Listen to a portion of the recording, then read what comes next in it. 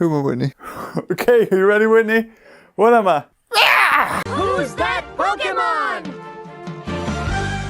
I could do it too with Can Do. You didn't know that advert? Whitney, you've lived a sheltered life. Maybe that camera needs zooming out a little bit. Who's a cutie? Who's a cutie? Yes, you are. Yes, you are. Max is like, me, I'm a cutie. Look at him. He wants a cutie. He's a cutie. Yay. Are you a kitty? Are you a kitty? Just sat on me. I'm lit here now. Max, introduce the video. Okay. Oh, and he's gone. Okay.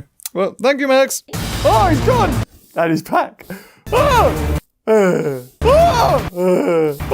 James, come on! What? I'm brightening it. Well, now we can't even see how bright that is because you're not even sitting in the chair. This is how we end all the unboxings because I end up breaking my back. Hello, everybody, and welcome to another unboxing electric boogaloo video.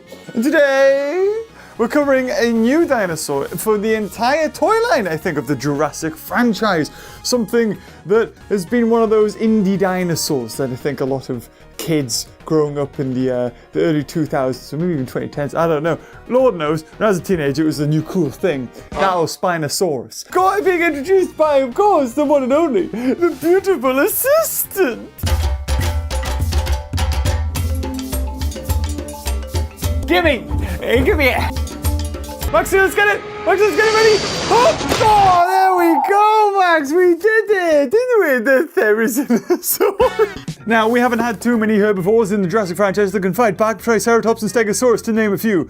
And that's pretty much it, really. Therizinosaurus was one of these weird dinosaurs where we didn't know whether it was carnivorous or not. And it had huge, as you can see, big meaty claws. Well, actually, they're not meaty. This is the Jurassic World Dominion Therizinosaurus. And one of the few dinosaurs that at the moment in the UK has came out to be the kind of like, you know, the normal size scale that you'd play with action figures. You know, we've had the Giga, which was the colossal version, but it didn't, you know, I mean, you can't really do much else with that. It didn't even have its toenails painted. And on the back of the box, you can see all the different kind of actions it has. It has a bitey action, a swipey action. So, as we've come to expect from a lot of the Jurassic World Dominion line, we've got the same sort of T-Rex chased by the helicopter and a lovely amber on the bottom. So, without further ado, let's get it out of the box, shall we? There it is! The Therizinosaurus out of the box. It's like, give me strength. The Therizinosaurus out of the box. Look at it to get a good close-up, Whitney. It already makes incessant noises and it won't shut the fuck up. James. It's actually quite a chunky boy. So if we have a look here, yeah, there you go. You get Therizinosaurus in your park today. Ah! Too late. You got it. It's fine. So it's really wobbly, actually. Like I can just tilt it a little bit, and you can see you've got like you've got 1, 2, 3, 4, 5, 6. And that's just like from the head to the tail, like slits in the body to allow it for like more unique kind of movements. So if we push down on the tail, you get like a bitey bite. Although, yeah, it's a bit,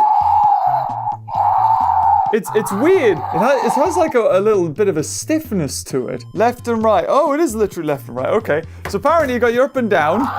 Or at least this is up and down. It makes lots of noises. And then you've got your side to side.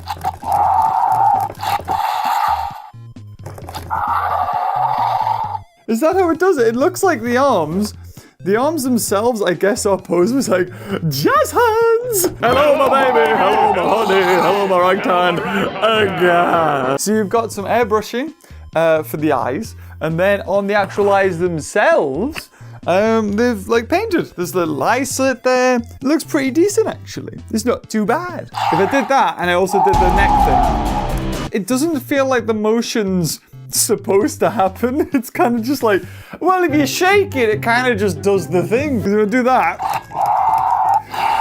it just feels like I'm wobbling. It's not like an action feature like this, where you press.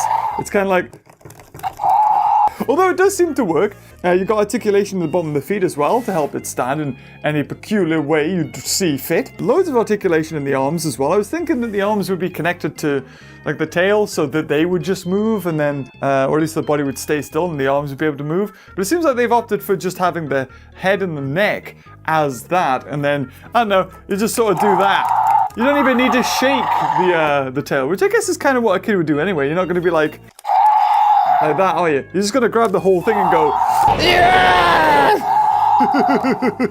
I assume so. Oh, yeah, there you go. That's a realistic. Now it's like a proper goose. I mean, we haven't really seen too much of the Therizinosaurus in the actual movie, but what I can say is that it looks, or at least, we've seen a little bit of it, but it does seem the colorings are the same. This is even more egregious because the arms, as you can see quite clearly here, have not only been painted, but have been airbrushed. Because if you look towards the base of the claws, it goes from a grey to then this weird purpley maroon colour. But saying that, they have just left the toenails again. Why? You have all this paint application. You've airbrushed, you've done like the single white there, you've done the claws, and then you just left the toes. Lovely jumpers. For some odd reason we missed down there. So, we've got now a fair few things to do with Dominion. Let's see how they compare to each other. Right, there you go. What we got so far? So, wow, actually, if we compare this thing to the size of a T-Rex, yeah, it's actually quite big. And the Therizinosaurus, I feel like everything's just going to take on the Giga.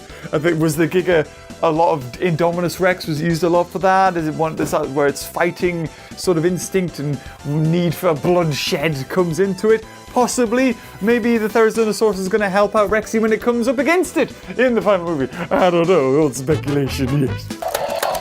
Now that feels like a way better and smoother mechanic than this. Like, if you look at the spot here to press the button, I can put like my whole thumb on that and press down. There's some sort of spring mechanism built in there to just like whip that mouth back. Like as soon as I let go, bam. However, if we look at the Therizinosaurus, as you can see quite clearly if you look at the tail, my thumb doesn't fit all the way on that. And then if I press it, I can only go halfway.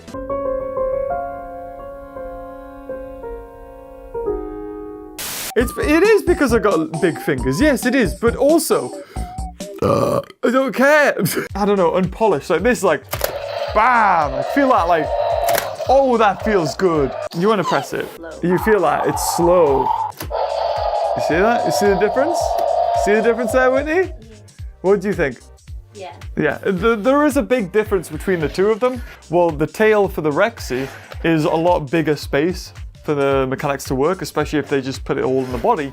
Whereas with Therizinosaurus, you're putting in like the tiniest bit of the tail. So I've spoken enough about that. Let's move on to something else, shall we? Above the chaotic noise that is, these two, a kid playing with as well as kids. Nothing's broken so far, so that's very good. We'll move on to something else. How about a little raptor?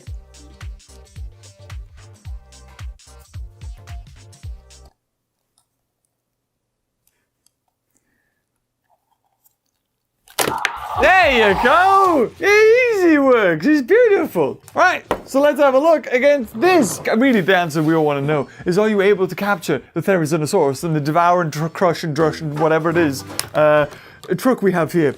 All right, so what you want to do is you want to clip on the head. Yeah! And then you want to lift it up.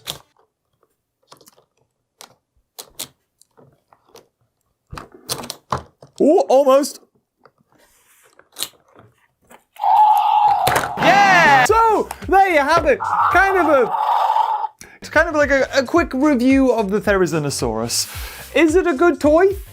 Objectively, yes. It has a lot of action features. The paint scheme on it's very good. The sculpt, as we always see with Mattel and these things, always looks good.